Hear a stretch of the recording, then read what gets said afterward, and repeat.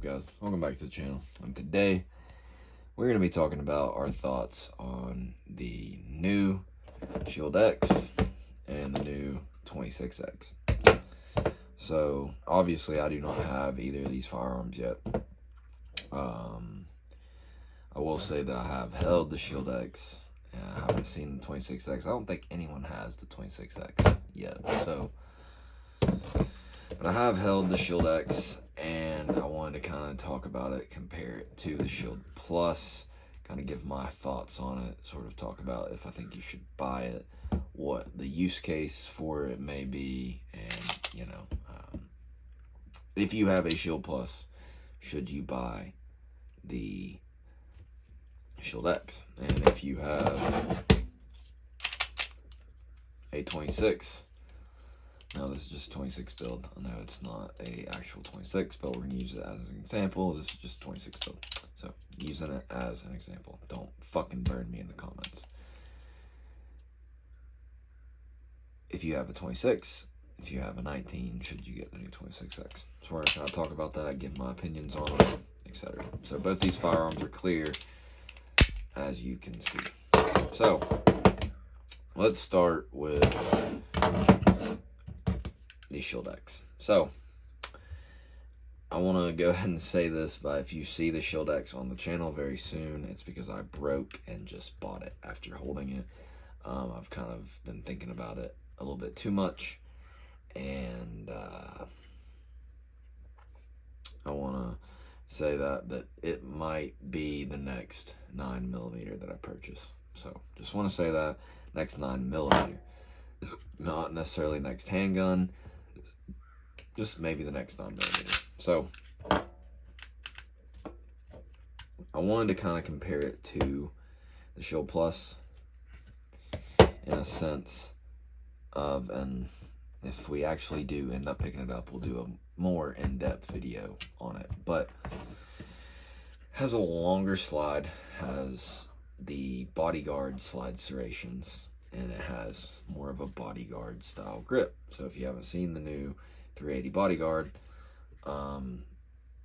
it has a lower bore axis. So as you can see, you can't get as high of a grip on this gun, and it sort of creates this high bore axis, which is really my one complaint on the grip of this gun. Also the ovalness of it, which I can get past and don't really care that much about, but the how high the slide sits in your hand is kind of annoying on this gun. With the bodyguard, they completely fixed that. Like the beaver tail extends, and it arguably goes all the way up into like here instead of like stopping right here.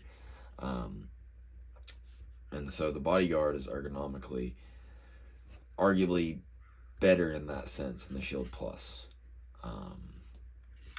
So implementing the new Shield X with that new sort of grip module, grip frame, whatever you want to call it, I think was a pretty solid move. Also, my one other complaint, I want to say, I keep saying complaints about this gun.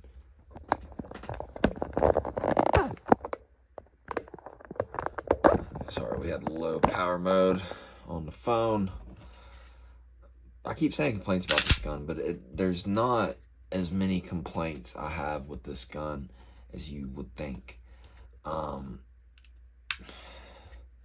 It's still one of the best micros, shootability wise, in its class, in my opinion, and that's why I own one. I will not sell this one. I refuse to sell this.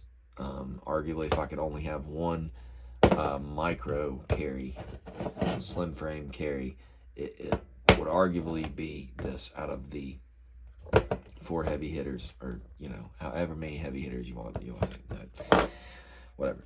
I would put this up against a lot of other guns just because I shoot it very similar to a full size.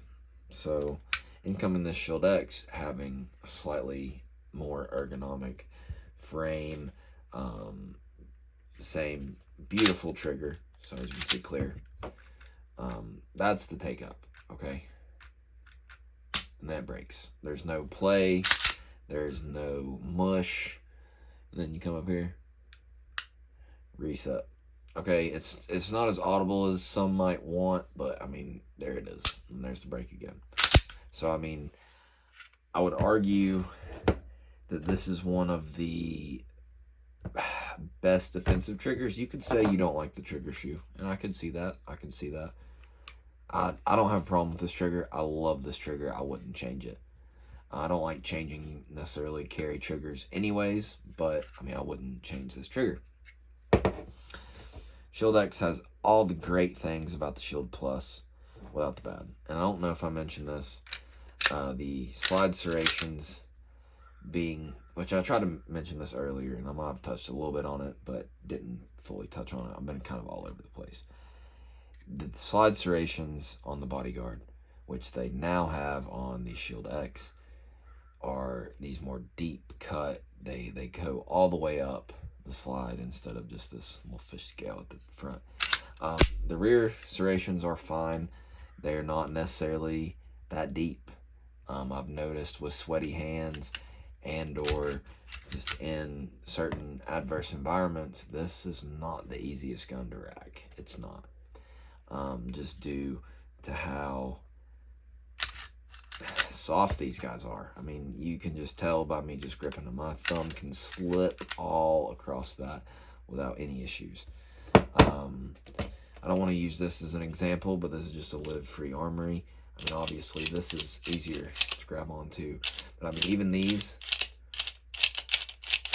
my thumb is not sliding nearly as much.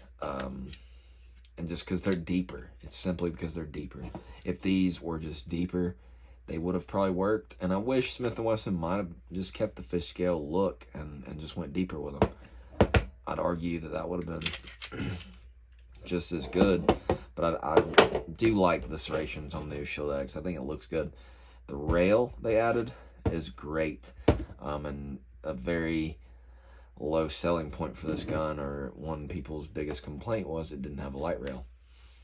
You had to go with a TLR6 or only lights that mounted to the trigger guard. People didn't like that. I tend to agree with them, but I also know for what it's worth that if you know that you are going to be in a situation where you'll need a light, then carry a gun with a light on it. I don't think you need a light every day necessarily.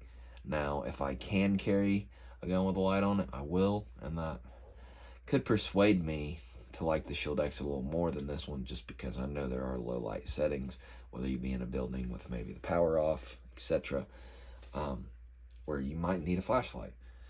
But it's just the everyday average Joe. I am a cuckold to my wife. You don't need a light. You simply don't. And my everyday carry does have a light on it, but I do carry a lot of guns without a light on it.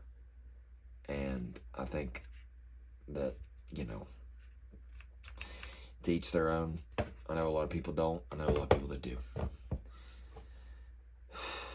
The mag capacity is 13 and 15 on the Shield X. So you get 10 and 13 and 15 if you get the equalizer mags on this guy. So mag capacity isn't necessarily... Sorry, my chickens are going fucking crazy for some odd reason. But honestly, the one thing that I want to mention is if mag capacity, the light rail, having the better serrations and a little bit longer barrel is your bread and butter, then do it. Personally, if you don't like your finger also slipping off a little bit, that is also another option. But granted,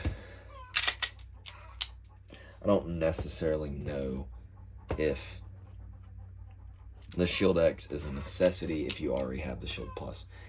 If this is your only gun and you're like, okay, I want this to fit better in home defense, I want it to fit a little better in some other roles than just being a concealed carry piece, then I can see that. If you have multiple guns that might fit better into a home defense gun, and you have the Shield Plus. I don't think you should sell it or get rid of it to get the Shield X. Maybe the Shield X should be on your radar. But if you have other guns that fit that category, they're a little bit bigger than this. Maybe you have the Macro, the Hellcat Pro, this, that, and the third. I don't necessarily think you sell this guy just to get the Shield X immediately. What I will say is, if you have this, and maybe you don't like the grip as much, maybe you agree with me on the bore axis, this, that, and the third, because I love everything about this gun. I love the grip angle. I love the sight picture. Even though it's 3 dots, which isn't necessarily my favorite, I love the sight picture. I love everything about this gun, but the bore axis is kind of where it gets me a little bit shitted out on, and of course the slide serrations. But I love this gun. I think it shoots great. I think the Shield X is a good look. I think it's a good move for Smith & Wesson, but I think that, who is it for? If you don't have a concealed carry piece oriented, maybe you don't have a slim frame and you want one that's very capable, I would look at that over a lot of the options on the market. I would look at it over the Macro, arguably, possibly over the Hellcat Pro, but those are going to be a wash. I don't want to say I prefer anything over the Hellcat Pro yet, but I mean, I would definitely look at it, and if you like the grip angle and the trigger and certain features, I wouldn't say why not. Even maybe over the new Canic Prime, the Shield X might be. So now we're going to move on